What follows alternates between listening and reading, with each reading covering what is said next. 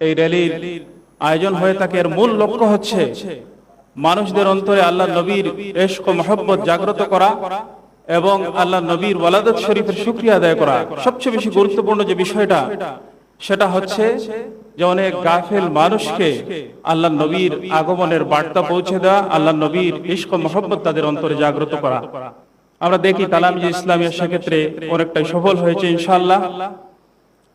সম্মানিত সুধী, আপনারা সকলেই জানেন যে আমরা আমাদের নবীর মাধ্যমে আল্লাহকে পেয়েছি, আল্লাহকে জেনেছি, আল্লাহর দ্বীনকে পেয়েছি, আল্লাহর কোরআনকে আমরা পেয়েছি। সুতরাং মুমিনের জীবনের সবকিছুর কেন্দ্রবিন্দু হচ্ছে আকা মাওলা তাজদারে মদিনা রূহে ফিদা হযরত মুহাম্মদ মুস্তাফা সাল্লাল্লাহু আলাইহি ওয়াসাল্লাম।